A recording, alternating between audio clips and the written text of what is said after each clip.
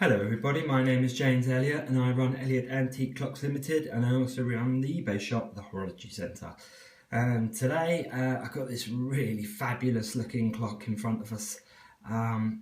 It's an amalgamation between probably two of the finest clock making countries, being France and the UK, made for the English market, as we can see by this case. I think what's happened here is the movement's been ordered in, and the case I would have thought the dial and dial mask would have come from France, and then the rest would have been completed in the UK. So you've got this really humongous, I mean, it's not quite a giant, but it's breathtakingly large. If I pop this Empire clock in front of it, you can see it's really being dwarfed by this clock. So it's not standard size, but it's not a giant, it's somewhere in the middle. Breathtaking dial mask that's fully engraved. It all has its original finish. There are some areas of the case that I refinished, like the back door for instance, that was just, it was in such a terrible state. Somebody was using a screwdriver to open the winder shutters, so obviously at one point it must have lost its little knob that you use to push back and forth the winding shutters. And to get over the problem, the previous owner, or the owner before that, decided it'd be a good idea to use some sort of sharp implement. So there were scratches all over the back of the door, but I've matched it in super well, and you can see how handsome that case is with these wonderful pillars, all this different detailing that we see here, all these different layers upon layers upon layers of different mouldings. You can tell it's the original gilding because it's got that lovely rich gold colour. And there you can see the back door that had been refinished. And if I don't mind saying so myself, I've done a really fantastic job. I thought when I was restoring this clock just before the summer holidays that I could use the reverse side of this back door because this side was so badly marked. That was one of my initial ideas, because the engraving and the hands are all engraved on the opposite side, so it was a matter of just transferring all the parts on the other side. However, my idea came crashing down when you see that these winders are not are off centre. So obviously if they were both at the same height, I wouldn't have had that problem. So that dreams fell apart, because you can see you can see how well that's been finished. So I'm really happy with the way that's come out. It's really matched in well to the rest of the case, and as the years go by and it's, you know, it's touched, and it will just mellow down even more so. So it's a Petite Sonnerie clock, striking the quarters and repeating the quarters and the hours, and we'll go through that. The other part of the clock that would have been made in the UK would be the escapement. It's got a wonderful English lever escapement up on the top there. Absolutely the highest quality one would expect to see. Let's see if we can see this dial mask in a slightly better. There we see, look at that. Rococo engraving with its swags and its foliage and leaves and all sorts. Ever so slight slice off the corner of the glass there, you could probably see there, but it's absolutely nothing. If I hadn't have pointed out, you probably wouldn't have even known. There we see the back, the bottom, sorry. And look at the quality of this.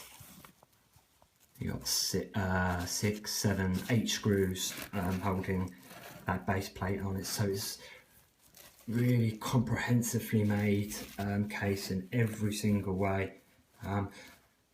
But the beauty of this is you're getting an English clock, or an English cased clock, without the fusee movement, but without paying the 10 grand or 15 grand, and that would just be at auction. So for those of you that didn't want to pay that sort of money for a clock, but wanted a clock in the English style, then this really has to hit all the buttons. Lovely dial frame, mask framing that wonderful dial mask. Sorry, that's another clock in the background. Good, it stopped. That's the Empire clock, which I'll do a video on as well. That's a spectacular thing as well. Let's wind the clock. It's fully unwound at the moment. I'll put a small amount of power on there so we can see the clock running with you know, towards the end of the wind. Then wind it right up and see how well this clock runs, and then we'll go through some of the striking as well. The back door's not hinged. You simply, it's got a catch here, which I'm going to have to support that, which just basically unhinges like so, to reveal that superb movement. Let's just put that over here.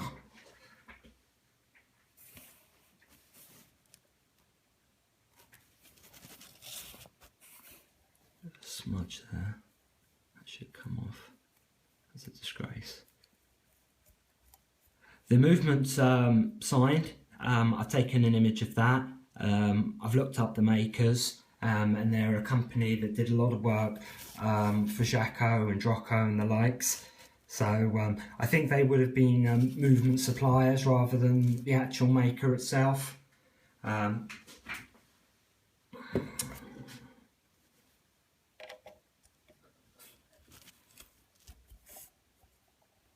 So let's go up top. Let's have a look at the escapement in better detail first before we wind it. Gold timing screws, gilded platform.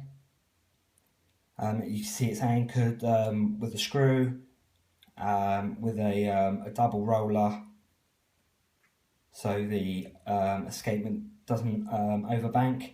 Engraved balance cock. It really is the creme de la creme. So let's give it some power. So I'm only holding the camera with one hand here. Those of you that are familiar with my videos know about the torturous things I have to put myself through.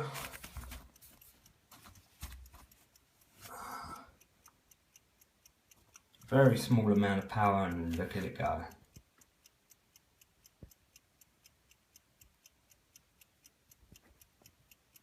You'd struggle to find a better escapement than that on any garage clock.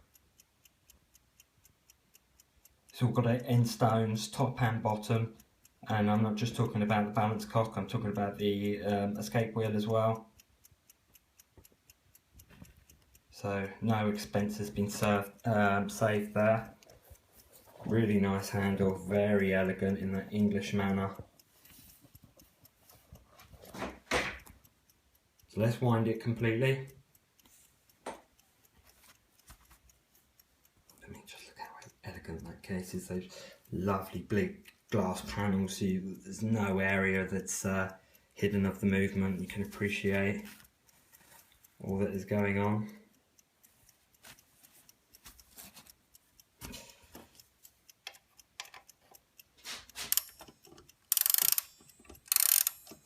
As I wind this, you'll just see it pick up even more so. I mean, what we saw there with the clock fully unwound would be an acceptable action, and when I say action, that's how briskly the balance is moving. Oh, low battery sign, let me just get rid of that. Okay, let's carry on winding to the top. There we are, and it's locked into position. It's got its original Geneva stopwork, and there you can see, look how healthy that escapement's going. Wunderbar. Let's go to the strike. give that a wind, go through some of the quarters. The movement is signed behind the dial on the front of the movement, and I've got a close-up image of that, and you can when it's listed, or whoever's interested in the clock, we can talk about the maker in more depth. So let's pop the door back on again. Very simple. You'd see these locators at the top there, and then they just simply slide into there. Push it. I mean, look how well that is. It's not loose, it's not flapping about, it just fits so sublimely. And then catch down, and we're all locked into position. So let's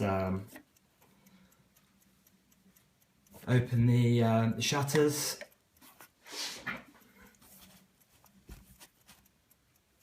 The clock dates to about 1880, 1890, around that sort of period. Oh, there we go, there's quarter past.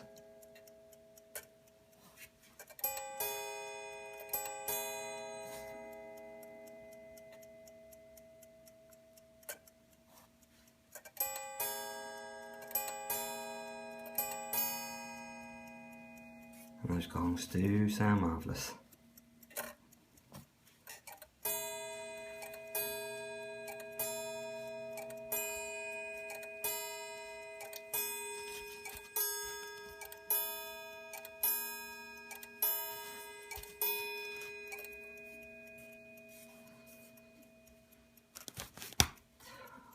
We'll take it up to 12. It's always important, the clock, if you're buying a clock, it's always important to know, is it striking 1 and 12 o'clock correctly, and then you know that nothing's been messed around with the strike, or that it's not working correctly. But this clock won't put a foot wrong.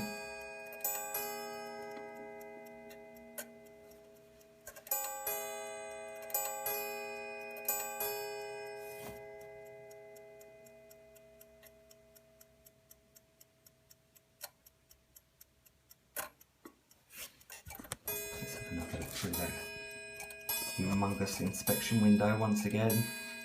Check that the escapement is still doing as it should. That escapement's performing as well as any modern watch would, time wise as well. The clock is extremely accurate. You'd certainly be able to sorry, let's just get this back in the holder again. So there we have it, an absolutely delightful clock. Sorry this video went on a bit longer than expected, but lots of areas to cover with this fine clock. So once again, thanks for watching. I hope you've enjoyed watching this video. Please like, please subscribe, and contact me any questions. This clock is available for sale, and I'll be listing it, or doing an email to various customers with it. But please contact me if you show any interest. Thanks for watching. Bye for now.